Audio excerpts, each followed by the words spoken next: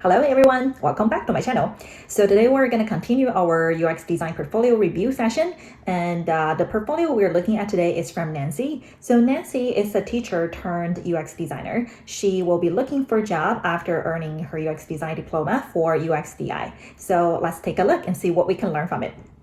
And a quick reminder before we start, I share everything about UX from interviewing tips to design critics on my YouTube channel. So if you like the content, please feel free to hit the subscribe so you won't miss any of my future content. Okay, let's do it. So I am looking at the landing page of Nancy's website. So overall, it looks very clean with a picture and a quick intro. I'm a UX designer and researcher based in Amsterdam. Then followed by the header, there are basically 3 tabs: About, Contact, and Resume, followed by a few social media icons to get in touch with Nancy. It's a little bit unusual, I think, comparing to most of the website I see for portfolio. There's usually a header for navigation in the website, but let's see, maybe it has the same amount of information, but let's take a look. So as I scroll, it started showing, okay, this is the project area. It looks like we got 3 project case studies here, a mix of mobile and desktop, so that's a good combination. 3, I think, is a good number to start. And one critic, I think, is, without the navigation, I think it might become a little bit challenged to navigate around. Yes, from the homepage, I won't have a problem to take into look of any of the project case study, but from there, how do I get back? Do I have an easy access to go back to the homepage or navigate to different other projects? So that is something I think I would encourage you to think a bit more about. Would it helpful to have actually a bit more easy to access for the main navigations, for example, to each project case study, to About Me, to your resume, no matter where your audience, the hiring manager, might be on your website. But overall, I think it has a very clean look. And one other critique is the header, actually. I think this is very much, I think, depends on your own case, but usually I would encourage you to focus on one specific job title. So for example, if you are going to search for a job as a UX designer, just call yourself, I am a UX designer based in Amsterdam. Unless you want to open to both opportunities as designer and researcher, which are 2 distinct job functions, and also have very different interviewing process, I would try to limit the distractions and try to just focus on one area in case that becomes a red flag or raise more suspicion from the hiring manager's view. Are you actually looking for a designer job or as a researcher? So now let's take a look at one case study, as we always do. I'm just gonna go pick up the first one. I don't know how to pronounce it, KIJK, but it looks like a mobile product. And why don't teachers like the native note-taking application?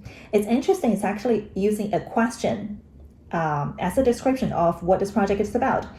I think it's actually very interesting, and it touched the key problem, I think, what this project is probably going to cover.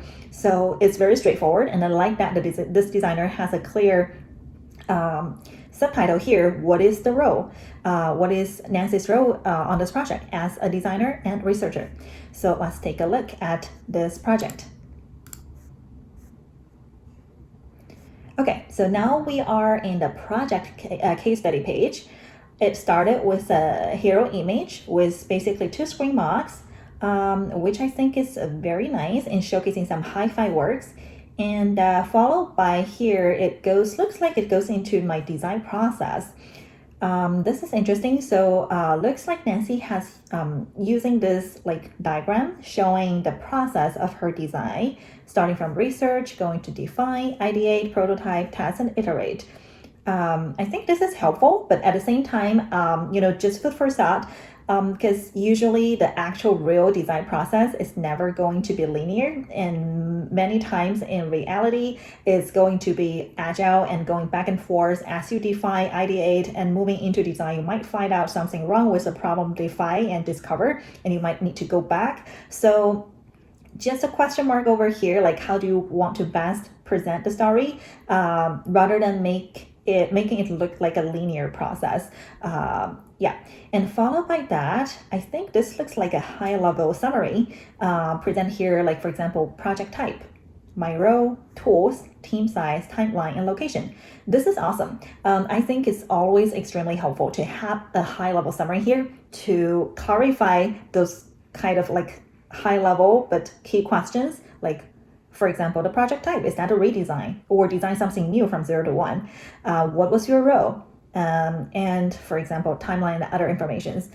Location, remote, question mark, like, this is something, I don't know, like if you're showing something, I think I always say this, whatever you decide to show on the portfolio, have a purpose. Like showing the location is remote. Is this necessary or helpful to your story? I think I will leave that up to you to decide, but just think more about it. I think what's the goal of showing information like this? Don't just show something because if you see something shown in others' portfolio, but have a clear goal in your story. But overall, I think this is very helpful to have this kind of summary. Then it goes into summary. Problem, teachers didn't like the KIJK, the app for note-taking. Okay, so sounds like this is a note-taking app. And Nancy Sir is probably trying to redesign this app. And then followed by that, it has research and solution. Lesson learned. To streamline the note-taking process, I added group note feature, a learning line selector, and combined 4 screens into one. I see. And lessons learned. User interface should be self-explanatory. There's always something that could be better. I love how condensed the language is here. I think this designer is doing a really good job in doing this high-level summary. And having a clear problem statement is gold. And before you jumping into any details of the story. So I think now I have, as an audience with zero knowledge background of this project, I have an idea like what I will be looking at. And followed by that, we have about, okay, looks like this is talking a little brief introduction about this app, this product. What it is, digital note-taking app for teachers. Why? Make note-taking easier and faster. How? I love this structure. I think this is super helpful to explain this product in a very clear and condensed language. What is this about? Why we're doing this? And how? By directly saving the note in the system, which shortens the development tracking process. So I think this is very helpful to have. Below that, there is this loop diagram. I'm not sure what this is talking about. Parent-teacher meeting. On the other side, we have compare notes to develop deadlines and previous result. Decide level and create a report card. I'm not sure. It looks like a loop. Right followed by the very high level what, why, how. This feels a little bit odd. I wonder if this is talking about actual user flow or the key functions involved, but I think a little bit context would help, like what we're looking here in this diagram. Also, just posing a question, is this the best way to show it or best location to show this? Okay, then followed by that, we are looking at research section. In this area, this designer talked about the current app reviews. I think, there are some details about started by analyzing user data that was already available from user reviews, and followed by that, recurring issues mentioned in the reviews. What are the recurring issues? First, no option to make registration, only note-taking. Second, notes are not saved in the right place. Third, note-taking takes too much steps. I think this is awesome. So basically, it looks like this designer is summarizing like what are the key problems that she was able to find out during the research. So before trying to resolve these issues, I wanted to know a bit more about the user's interaction with the app and validate the presumed problems. I love this. I think this designer is doing a very good job using her own language and telling a story from her perspective rather than from the product or the company's view. So this really connected us. Like after I'm doing this, like analyzing or trying to study the user reviews, from what I find out, what lead to my next step actions. So followed by that, we have task flows. To see what the user meant by note-taking takes too much steps, I open up the app and try to make a note myself. I see, so it looks like this started going into the actual user flow. And there is some visual layout shows flow for taking a note in the app. So starting from number 1, select notes in homepage menu, followed by number 2, find the child's group. Third step, select child's name, Number 4, write a note and click save. Number 5, the note saved under the note section in the web application. I think this is crystal clear. The visual here with the arrow and red outlines, and together with the label, I think it does a good job explaining the flow of how to take a note in the app. Minor critique is really on the visual side. So because of the app, it looks like it has the sum of screen. For example, the first one has the light background. So without any shadow or outline, it's kind of just merged into the background of your website. So maybe like show it in you can consider different ways. Like for example, show it in a canvas with a different like color of background, or just add some shadow to separate it out from the background of the website. But overall, I think this is clear. And then followed by that, we have survey. What I learned about the app users. I think those icons are great. It's kind of serving the purpose of, okay, what is the key point are talking about? However, the size here feels a little bit outbalanced. So maybe because of the spacings of the text, the line spacings, I think there's something you can just tweak about a visual here. Number 1, it looks like some of the icon has heavier lines versus the other has lighter line weight. And the other is the size of the icon to make it balance better with the text. And it will like ensure there's enough spacings also to make sure it looks, I think, clean and well aligned. So, but I think the actual idea is great. The survey, I'm not going to dive into detail of the survey. Lastly, I asked the participant what they would change the product if they would change one thing. Okay, by asking this, I hope to discover any other problem that a participant had not mentioned before. Again, you see the language this designer is using here is very clear. Like by doing this and asking this, what is the purpose? What is my goal? What I want to discover by doing certain like surveys or actions. I think this is extremely helpful. For a hiring manager to understand and keep engaged and interesting to learn more from your project case study. Then contextual inquiry. Okay, by analyzing the survey results, I discovered only 10% users took notes digitally in the native or web-based app. And followed by that, there are a couple of other key data. One thing I noticed, this designer is using bolded text to highlight the key information. I think it's super helpful, especially in the portfolio web format. Most of the case, your audience is going to be in a scanning mode. So those bolded text or different highlight is really helpful. Then we come into define. Okay, so it looks like this designer did empathy map to understand, okay, what the teacher's main pain points were when using the app. And from there, it goes into problem statement. The pain points I discovered during the research validated my pre-research hypothesis. Users found it easier to take notes with pen and paper than to use the app. Okay, and then it goes into, through the research, I learned that it wasn't an inability to save notes or make a registration that annoyed the user, which made them not use the app, but the number 1, 2, 3, the 4 screen made the note-taking process feel too long. Okay, again, I think this actually is going into the actual problem statement after the research, what the designer has framed the problem to. So by doing this, the problem statement being framed to is how might we streamline the note-taking process for teachers. This is excellent.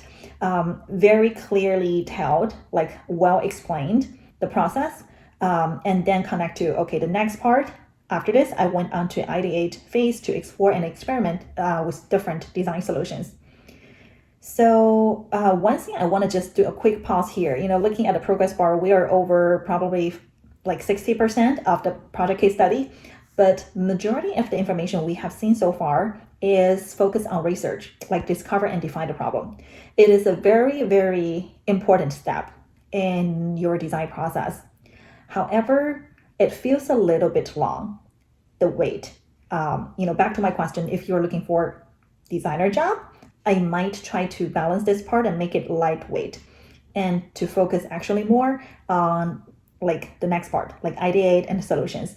But again, I think you have done a really good job like framing the problem. It's really how to tweak the story and make it a bit more condensed. Okay, so moving into the next, we have ideate. So it looks like the designer has done some sketches here in like ideating ideas. And here again, because I think there are some, I think visual wise, it feels a little crowded. although the format you are using here, using this arrow or call out to explain which element is what, I think this is great. For example, drop down menu for each child to take single or group note on one screen. Like those call out are great. However, the size of the sketch versus the text you have here makes it feels a little bit too crowded.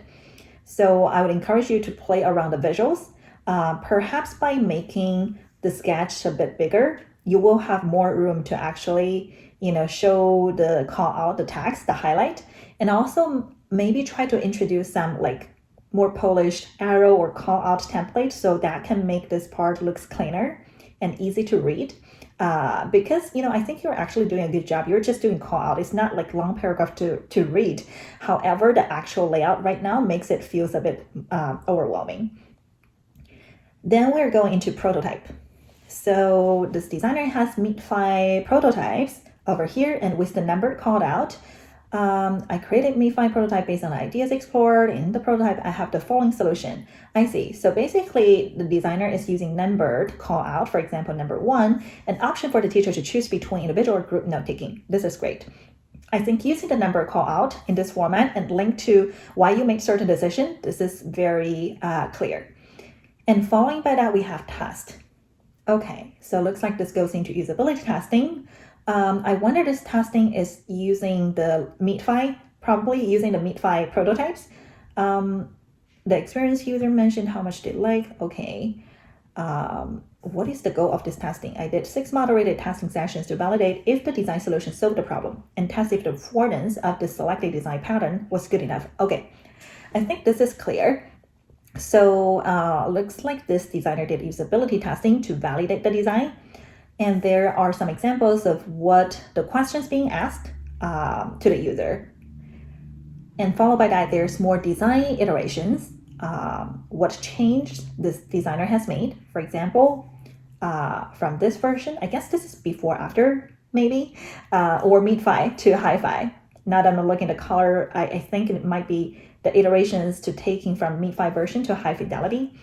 There are more text call out over here. For example, number 1, this change, I changed the copy on the drop down and save button by adding a verb, creating a more compelling call to action. I see. So learn line is changed to select development line. Got it. So this designer is using this visual format by showing the side-by-side comparison of MeetFi to Hi-Fi together with the number call out to explain what change she has made and what is the reason behind. I think this is the really valuable part as part of the portfolio that I would love to know the details and understand how you made certain decisions and why.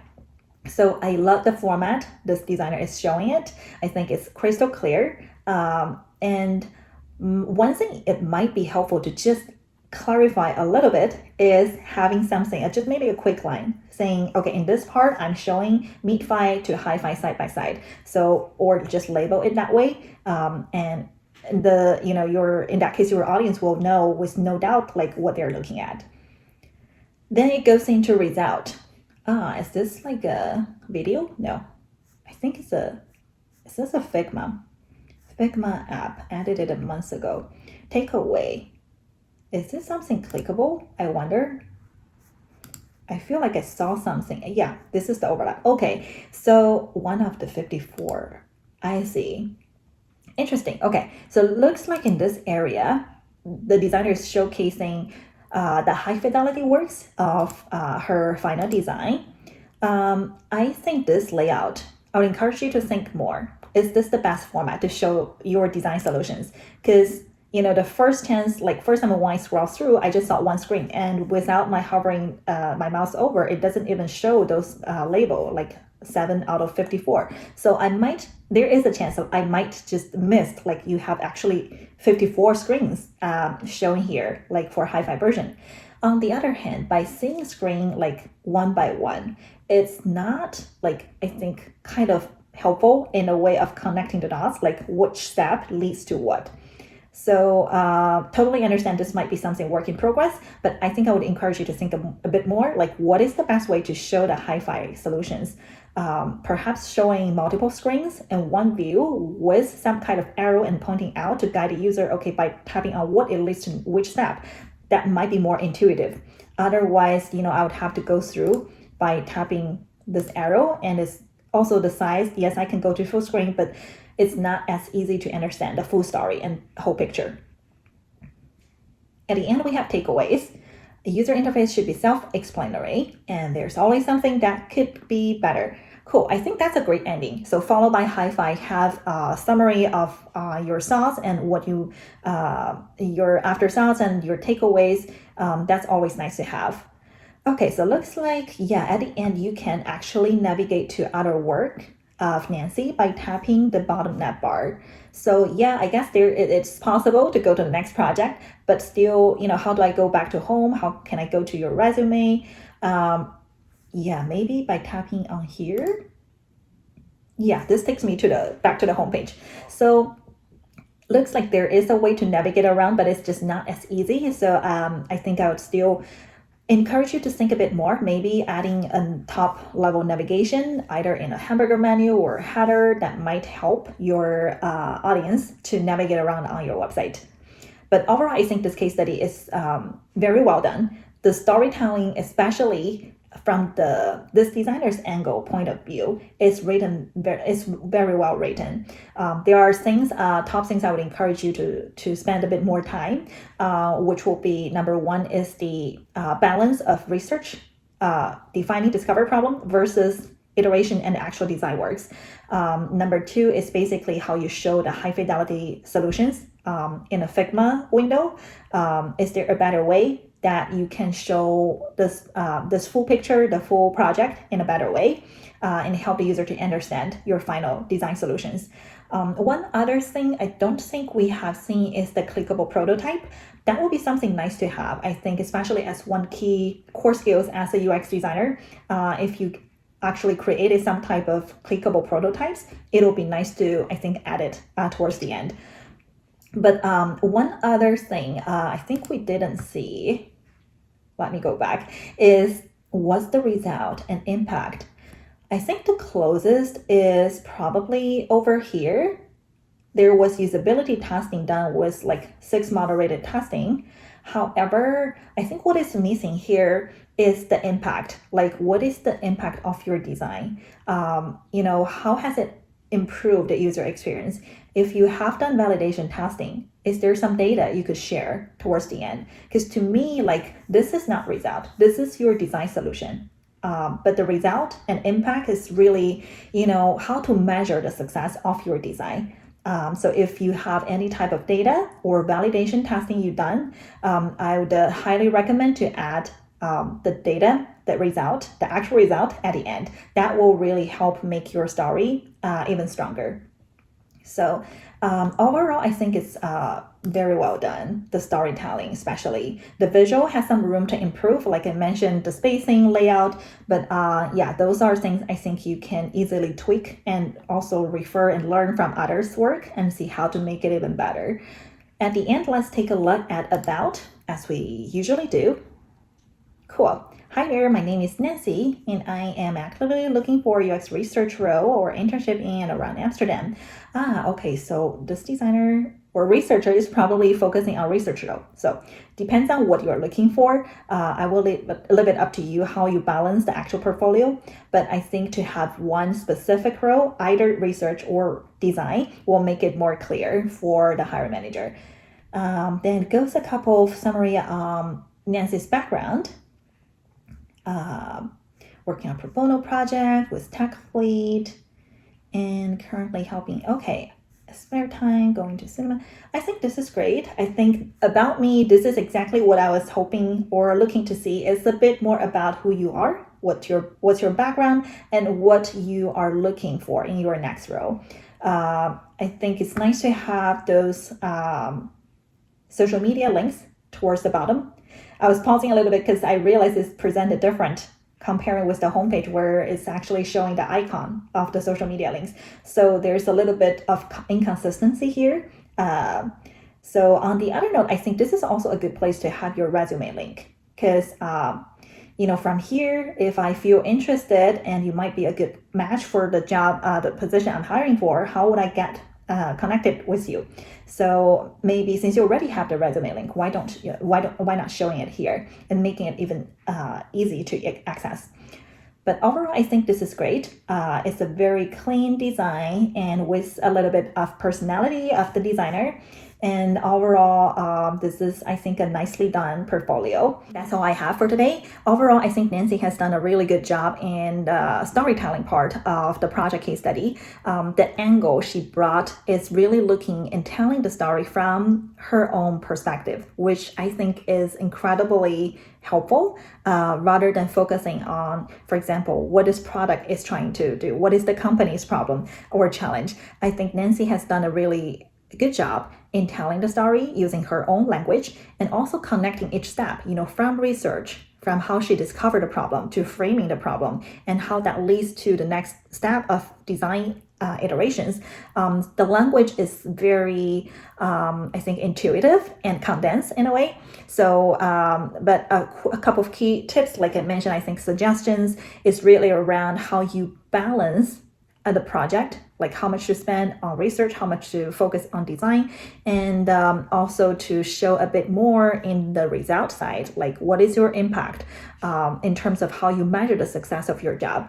Also comes to high fidelity and visual. I think there are a couple of things you can further improve. I think it takes a little bit of time to continue shape the design craft. Looking at others' portfolio is always, I think, a good way to learn and also like find things what you like. And if you see some other designers' portfolio that you really like, besides like, oh, I love this portfolio, ask yourself like which part it makes me feel like this portfolio is so amazing. Like try to get into the details, and that will help unlock you and continue build your design craft and elevate as a designer. I think that's all I have for today, and we will have more fun stuff to come. I will see you guys next time.